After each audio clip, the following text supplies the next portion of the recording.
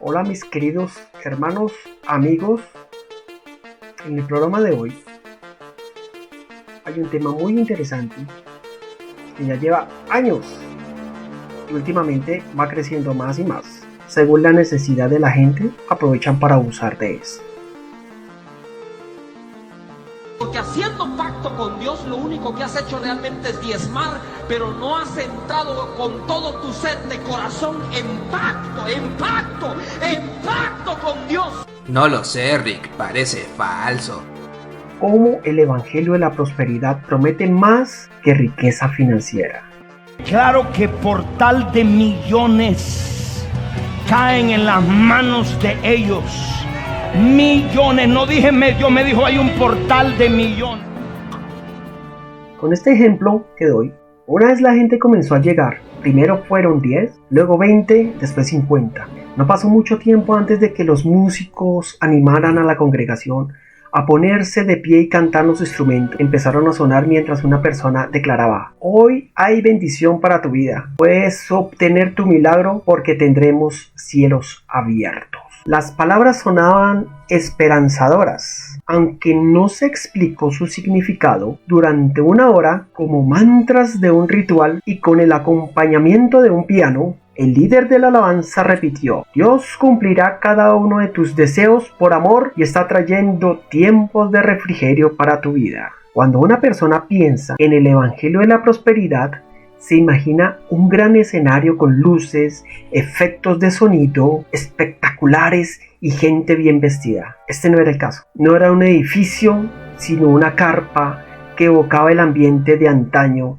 en el que predicadores itinerantes como George Wilfried viajaban por los Estados Unidos predicando a cientos debajo de toldos en patios o parques. No había un escenario sino una tarima con algunos instrumentos y un púlpito. Las personas eran amables y entraban en el parámetro de lo normal. La anterior descripción es necesaria para mostrar que el evangelio de la prosperidad no discrimina el tamaño o lugar de la congregación. Se puede encontrar en grandes edificios o en pequeños salones, en grupos de miles y entre pocas personas. Es de conocimiento general que su mensaje se construye sobre promesas de éxito y fortuna para los necesitados, de sanación para los enfermos y de motivación para los desanimados. Su fin principal es apelar al deseo de felicidad del hombre terrenal. Las iglesias que predican este discurso recurren con todos sus recursos a las emociones, a los sentidos de las personas que buscan esperanza para sus aflicciones. Pero este mensaje no es reciente, sino el resultado de un proceso histórico entre la razón y la fe, los sentimientos y la lógica, la verdad bíblica y la felicidad humana. Because we have... In the name of Jesus. Oh, thank you. Standing in the office of the prophet of God, I execute judgment on you, COVID-19. I execute judgment on you, Satan, you destroyer. Hola a todos en el canal de YouTube de Joby Esteves. Es un placer saludarlos. Quiero invitarlos cordialmente a suscribirse a este increíble canal y a darle me gusta a los vídeos en este espacio. Encontrarán contenido edificante y espiritual que les ayudará a fortalecer su fe y crecimiento en Cristo. No se pierdan la oportunidad de formar parte de esta comunidad maravillosa. Bendiciones. ¿Cuál es el trasfondo histórico del evangelio de la prosperidad? El siglo XVIII fue uno de los más extraordinarios del cristianismo, no solo por el primer y segundo avivamiento, sino por el surgimiento de dos grupos y su deseo de reformar a las colonias británicas en América y llevarlas a una verdadera relación con Dios. Uno de ellos estaba conformado por el pueblo. Rechazaba la doctrina tradicional y el estudio teológico, haciendo un fuerte énfasis en la experiencia de conversión y el rol de las emociones. El otro, que en su mayoría comprendía la clase alta y el clero, atesoraba la razón y el estudio de las escrituras como fin para conocer a Dios. Lamentablemente, el enfoque del primer grupo lo llevó al subjetivismo y a la búsqueda de la felicidad propia. Mientras tanto, el segundo fue influenciado por el racionalismo y la filosofía, que gradualmente hicieron que abandonaran sus creencias. En el libro Verdad Total de Nancy Pearcey afirmó que los predicadores evangélicos dejaron de dar sermones para instruir y empezaron a usarlos para empujar a la gente a una experiencia emocional intensa con el fin de persuadirlos del poder de lo sobrenatural. Al principio, esto funcionó para que los congregantes vivieran una vida recta y dejaran los vicios. Sin embargo, con el paso del tiempo, el pastor ya no era un maestro, sino una celebridad. La verdad dejó de encontrarse en la palabra y resultó en el sentimiento del individuo. Además, las experiencias sobrenaturales de un corazón cambiado por el evangelio pasaron a ser anuncios de sanaciones, milagros, prosperidad financiera que tenían que ser desbloqueados por una ofrenda de fe. Las emociones que antes dictaban preferencias pasaron a ser consideradas como verdaderas y la ética sufrió un doloroso golpe con la mezcla subjetiva de gustos y sentimientos. La popularidad de este mensaje se afianzó con el difícil contexto de las guerras, la pobreza y la revolución industrial. A eso se sumó el creciente materialismo del siglo XIX, que vendía a diestra y siniestra el sueño americano y el consumismo y el capitalismo. Pero no todo era dinero y posesiones. El Evangelio de la Prosperidad se desarrolló hasta llegar a ofrecer un estilo de vida arraigado en el amor propio y en la superación personal. Todo lo contrario a lo que la palabra de Dios nos enseña. Jesús dice que el cristiano debe tomar su cruz y seguirle, ¿no? Mateo 16:24. Que ha de soportar el sufrimiento e ir detrás de sus pisadas. Primera de Pedro 2:21. Porque la recompensa no está en esta tierra, sino en los cielos. Mateo 5:12.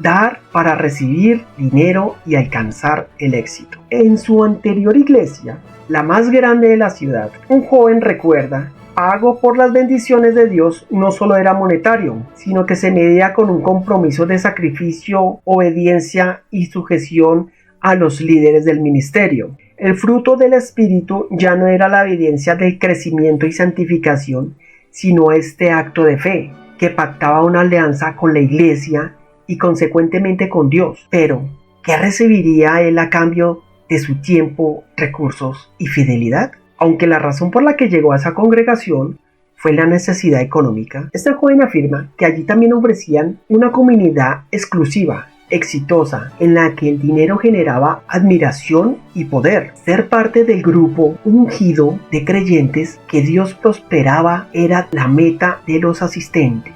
Según un estudio de Lifeway Research en Estados Unidos, un 76% de quienes asisten a la iglesia cree que Dios desea su prosperidad y un 45% afirma que tienen que hacer algo por Dios para recibir de Él bendiciones materiales y ganancias terrenales. También es posible obtener influencia y poder, pero el regalo principal sigue siendo monetario. Estas estadísticas muestran un aumento del 7% en el año 2017. Un factor crucial para la propagación de este pensamiento y la convicción de que es verdad es la falta de estudio teológico de un carácter de Dios a través de su palabra.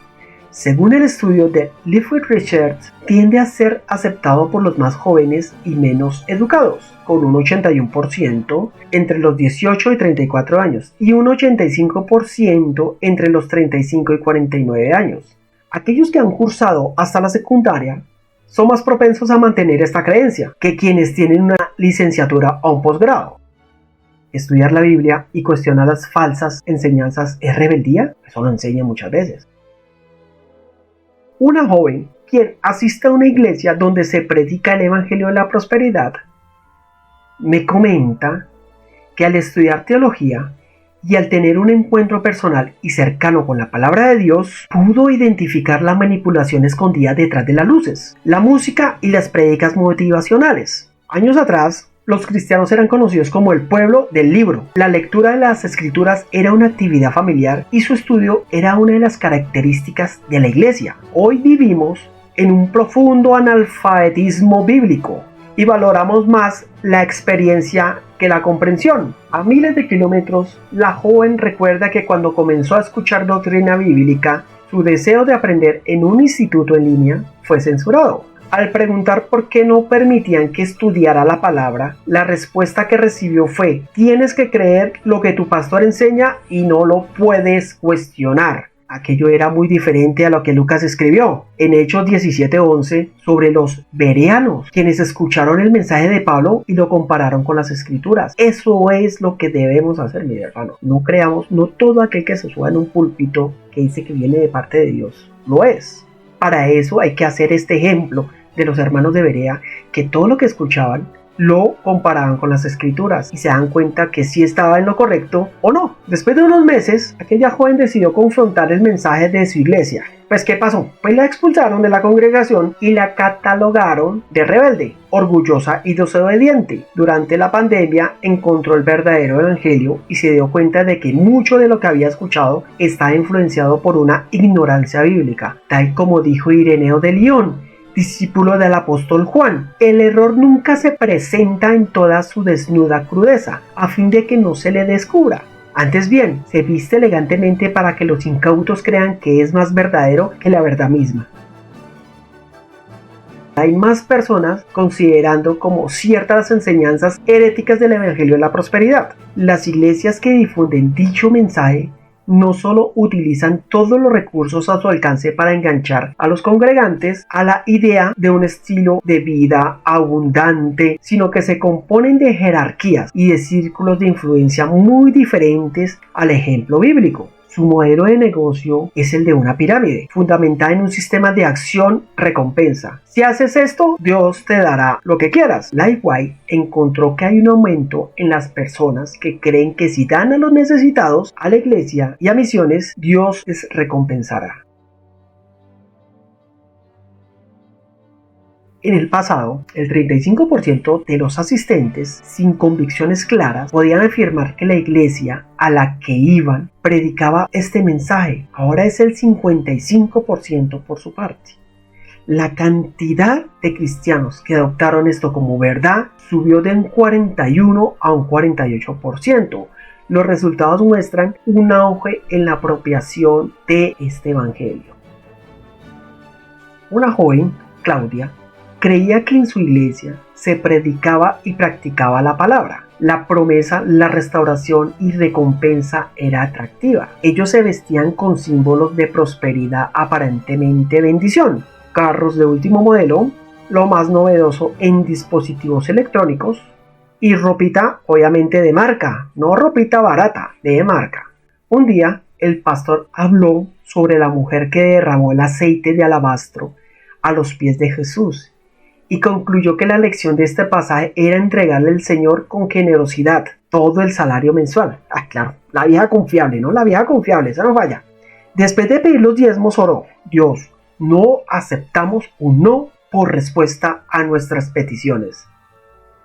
El Evangelio de la Prosperidad predica a un Dios que sirve para cumplir los propósitos y sueños del hombre relacionados con la abundancia material y emocional, por medio de frases como: Dios quiere que vivas tu mejor vida ahora. O si sufres, Dios te está probando para luego recompensarte. Y Cristo murió por la maldición del pecado, la pobreza y la enfermedad. Ese mensaje crea una deidad maleable al servicio del hombre. Para llegar a esas conclusiones, las iglesias o grupos de la prosperidad han eliminado la importancia y relevancia de las escrituras como la fuente para conocer a Dios, no solo reemplazándola con mensajes motivacionales, sino tergiversando su contexto.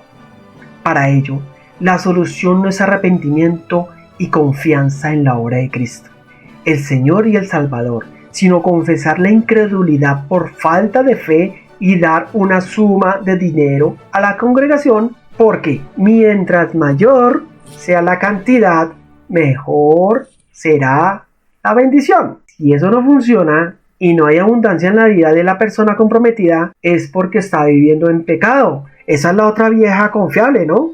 Si no estás dando y no estás recibiendo la bendición, o pediste un carro y no te llegó, es porque estás en pecado, mi hermano. Eso sí, la vieja confiable no les falla. La culpa y la vergüenza se tornan en instrumentos de control que minimizan a la persona hasta el punto de obligarla a dar lo que no tienen. ¿Cómo se escucha y se ve el Evangelio de la prosperidad en la práctica? Cuando el piano terminó, el pastor se levantó y comenzó su sermón. En sus manos solo tenía una hoja de papel con algunas frases apuntadas. El micrófono, apegado a la barbilla. Tampoco no exageremos. Apegado a la barbilla. Fue el canal para que toda la congregación escuchara el tema del día. Finanzas del reino. Yo me imagino que hagamos una pausa. Yo me imagino que este canal, que yo me dedicara en este canal, donde trato humildemente de enseñar doctrina, que aún me falta mucho, pero trato. Imagine que este canal yo lo volviera como canal de prosperidad, ¿no? Yo creo que no tendría 1000 suscriptores, sino por ahí 100,000. Porque estaría vendiéndoles humo, ¿no? Estaría diciéndole que Dios tiene una promesa para tu vida y... No, mejor dicho, ese carretazo es fácil. Pero no, yo no hago eso. Gracias a Dios no me dedico a eso porque Dios está en mi corazón. Y la palabra me enseña que esas cosas son malas. Eso es robar a la gente. Y uno de los mandamientos es no robar. Pero esta gente lo hace con una tranquilidad porque ellos no tienen a Dios. Ellos enseñan una doctrina falsa, un Dios falso, y son falsos maestros.